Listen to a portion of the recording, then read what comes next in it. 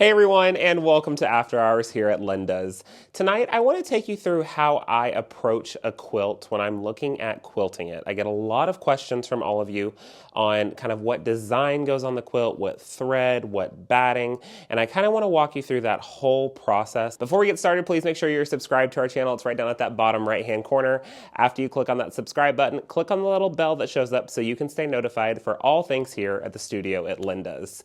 I want to talk you through my initial design process when I first see a quilt, kind of where my eye goes immediately. Then, once we get through that topic, we're going to head over to the machine and I'm going to actually lay out the threads. We're going to look at the batting and all of that fun stuff together so you can see exactly what I'm talking about. But I want you to see the quilt in full. We're going to talk about that and then we're going to head over to the machine and take a look at what goes on there. So I have this beautiful Christmas poinsettia quilt behind me that someone brought for me to quilt. And I want to talk you through this because there are a lot of different colors in this quilt that we see. So we're going to start with design and thread color, and then we're going to move over to batting shortly, okay? So in this one, we're seeing the red, the black, the green, and some of the cream up here represented. So when I'm looking through the overall design, the first thing that I'm going to start judging is what is the main dominant color of the quilt. The first thing that I see when I look at the quilt. First thing that my eye goes to is this beautiful bright red, and I'm also seeing this really nice black in the background.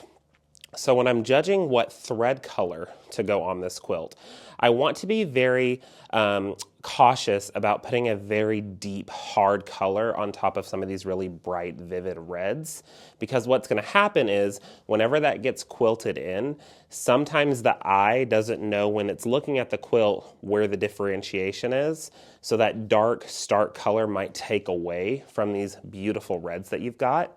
On the flip side of that, if I'm looking at putting a very bright neutral cream, that's going to really overtake the red and really show in the background of the black. So we're come to kind of like an impasse right now at this point. We got really bright colors, really dark colors. Where do we go with this? When you have this kind of impasse on a quilt, my mind automatically goes to variegated thread. Those variegated threads are going to offer multiple different colors on one spool, allowing you to attack every part of this quilt without having to worry about one specific color. Now, if you didn't want to do a variegated, or if you're doing this for a customer and they didn't want a variegated, they wanted a solid, I would probably lean towards a darker red for this.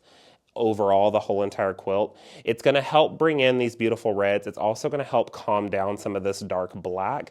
Going to blend in nicely with the cream color as well. Might end up giving that cream color some look of the, since this is poinsettia, some of that flowery look, some of the stem of that flower when you do that red. But I would probably come in here with a red and black, maybe a red cream variegated, depending on what I've got in my stash. And that would blend this together oh so beautifully. So we've picked out thread. Now we need to look at design. This is a really, really big one that I get a lot of questions about.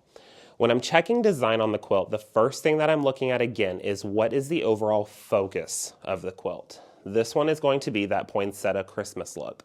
Now, sometimes your mind might first think, let's go straight into looking at a poinsettia pattern. The hard thing about that is when you put a poinsettia quilting design on top of a poinsettia quilt, if those flowers in that design, the quilting design, don't match up really, really well with the actual piece in the background, the mind automatically thinks which one was an afterthought at that point. So you really want to be cautious about putting on a flower poinsettia pattern on top of a flower poinsettia quilt. I automatically go to thinking about looking at all these straight, harsh lines that we've got. I say harsh, it's not really harsh, but those straight, very vivid lines that we have in this quilt. And I'm looking around and thinking the first thing I see when I see those straight lines, I want to attack this with some type of pattern that's got some swirl and curvature to it. That's going to help break up those straight lines, but bring this quilt all together as one. Also, the swirl in that design will end up bringing out the overall effect of this background flower. It's going to end up giving it that petal look, and it's going to look oh so beautiful.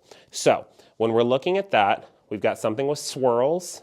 I do want to incorporate something that maybe has a little bit of points in it as well. Swirling into a point, then maybe back out of a point. It helps bring this together because there are so many of those points. It's going to help lay it nicely. There's not going to be a huge fight with the eye from the front of the quilting to the actual quilt top itself. So I've got a few on the screen that we're going to look at momentarily, and then we can figure out together which one we want to go with. Okay, so over here on the machine, I've got two different colors of batting, so I want to talk you through the difference in this. The quilt has this dark black batik that we're using for it, and normally when you see a dark colored backing, whether it's black or deep purple or navy, or the quilt top itself has those deep dark colors, your brain normally goes to using a black batting, which you wouldn't be wrong on that. However, you always have to double check what are the predominant colors in the quilt top as well. What I mean by that is we talked about this nice, beautiful red. Now, if you've got a black batting underneath that, the red's going to shine really, really nice, okay? The black background fabric, black batting underneath that, the black's going to shine really, really nice. You've got this beautiful variation of greens right here. That dark color batting underneath that, these are shining really, really nice. But we do have to keep in mind that the quilt does have some of that cream and ivory tone. And depending on the type of fabric that is used, some fabrics might have more of that sheer look on them where they're a little more see-through. And when I start putting on a dark batting behind those, you start to see that dark batting come through these bright fabrics. You're seeing the seam press lines, you're seeing the excess fabric. We don't want to do that. So we want to have those creams shine just as well as every one of those other colors. So the second that I laid that on there, my brain automatically knew I wasn't able to do black batting on this overall one, even though normally all the other factors in the quilt would tell me black batting is the way to go. So I decided to pull out some of our Linda's Deluxe Cotton Poly. This is going to be a beautiful blend. It's going to get that nice cream color, but even though I show, let's look at all the other colors. That green, really nice and rich, nothing's looking through. The black, really nice and rich. The red still's looking really nice and rich. When I lay that cream color fabric on top of that nice cream color Deluxe Cotton Poly, those creams are shining beautifully. I'm not seeing any extra seam lines or any extra fabric on the back side of the quilt top, so that's my go-to to use that cream color batting. Initially, again, I would have thought to go with black, but until I laid them together with the fabrics, and it does depend on the type of fabrics that were used in the quilt. Some batiks are very hard to see through, so that black would have been okay.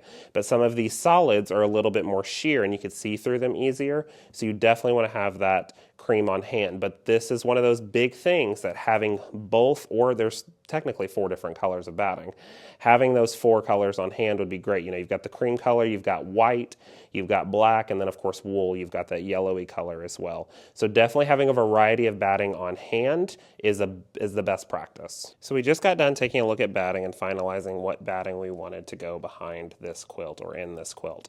Now let's take a look at thread. When we had the quilt up behind us, we had went through a couple of different colors together, but now we're over here at the machine, so I wanted you to be able to see all of these colors on this quilt as well. So let's start off with something maybe in the solid family.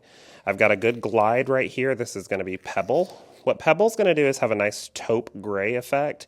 You've got those taupey grays in the neutral. You've got that dark black in the background. And then some of this grunge has that taupey gray in the red as well. So we can lay out a big pile of this. This is the best way to see how this is going to look on a quilt. You just lay out that thread. You step back for a second and you take a look at how it's laying over the different colors and you go, okay, I don't hate it. Has a little bit of a green effect when it gets here, which is tying in the greens. Looks nice over here on the red. Doesn't look too bad here on the cream. It is kind of dulling a little bit in the cream, giving it more of a brown effect. So if we want to stay away from that, we can just easily roll that thread back up and set it back in our stash. We can check out our next color. Now, we did talk about either a cream or a dark darker red overall. So let's take a look at both of those so you can see how that impacts the quilt. So I've got some some red thread here. I'm going to toss that on, just like that, overall. Now the red, of course, is going to look beautiful in the red. Looks nice in the black. Red and black complement each other well. The red and green, those are complementary colors, so they work well together. With the red here in the cream, initially I had said we could do red over the whole entire thing and it would be nice. What I'm getting now with this particular type of fabric, when I lay the thread that I have available on it, it's giving me a candy cane vibe. I don't know if that was the exact vibe I was going for earlier, but this is a big part of the process, is laying out your thread and double checking. Each fabric is going to pull and shine off those threads differently, so don't make your full decision until you're here to the quilt. It's a big part of the process. So we're going to pull our red away, and now let's take a look at a cream. This is a good permacore.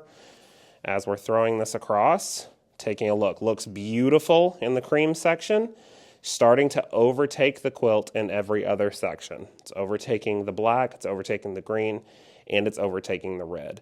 So when you put all that quilting on it, especially with the red and the black being predominant, the quilting is going to end up overtaking the rest of the quilt. So definitely keep that in mind. Let's look at a black. A lot of people think you've got a lot of black in the background, a black backing. We should do black thread.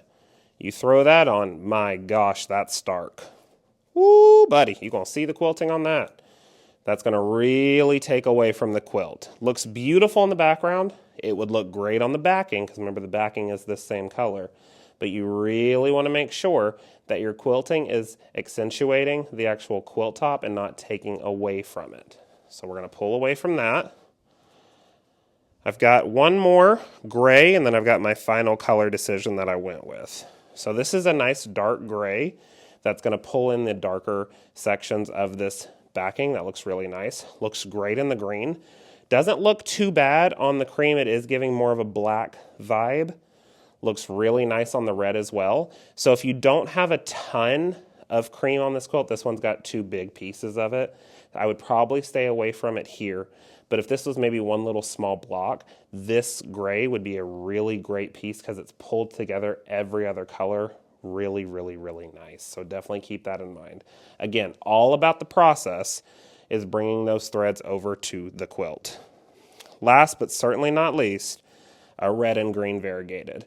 You remember when we had this up behind us, we took a look and said, my gosh, there's so many beautiful colors. A variegated would really tie this all together. I found a really nice red and green variegated in the Fantastico family line.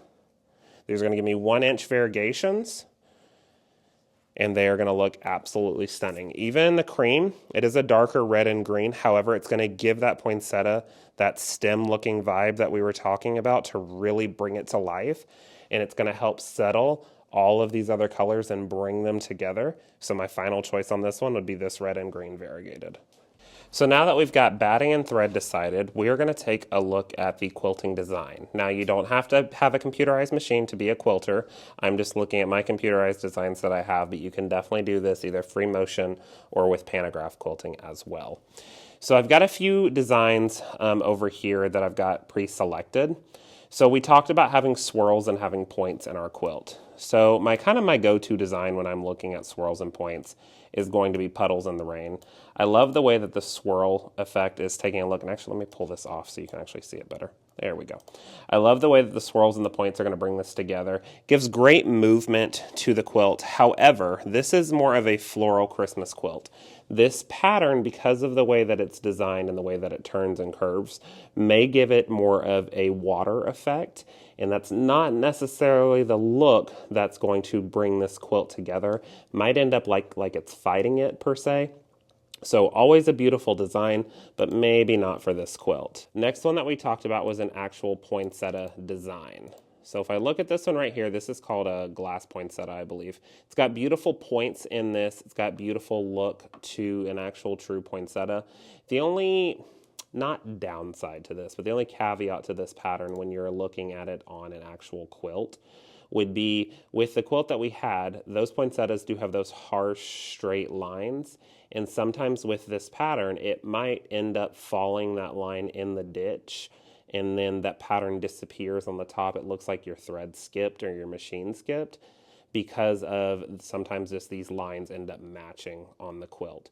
So like I mentioned before, you really want to stay with something that's got some swirl as opposed to trying to find a poinsettia pattern that's going to fit that poinsettia quilt top. So we're going to set that off to the side. We've got a good one right here. This is a nice swirly pattern. It's got some good movement to it. It gives it a little bit of a vine look. It's going to help separate that into the background. Not a bad pattern by any means. I just don't think it's capturing the essence of the actual quilt top. It's like fighting it a little bit. It's a beautiful pattern, but you really are trying to double check that that pattern is really helping out the quilt top and not taking away from it. So I decided to use this beautiful design. This one's called Foliage. And what's really nice about this one is you have a little bit of that floral look with this petal. You've got those nice points and you've got some great curvature. It's going to bring that together, maybe also give it a little bit of a leaf look. So it's kind of having some of those leaves in the background of those traditional poinsettias. You pair this with that red and green thread, and then that deluxe cotton poly batting is going to give it that beautiful loft of the quilt. And the quilt is going to look absolutely stunning. So I think we definitely found a winner. Alrighty, y'all, we took a look at the batting, the thread, and the patterns. I'm going to get this quilted, and let's take a look at how it came out. And here it is, everyone. Look how beautiful this quilt came out. We've got that red and green Fantastico variegated, which is really tying the quilt together. That beautiful foliage pattern giving that swirl, yet some of those points that tackle this quilt gorgeously. And then, of course, we have that batting that makes it pop. Thank you so much for joining me tonight on After Hours. I hope you had fun diving into a little bit of how my brain looks at a quilt, and I will see you next time. Bye.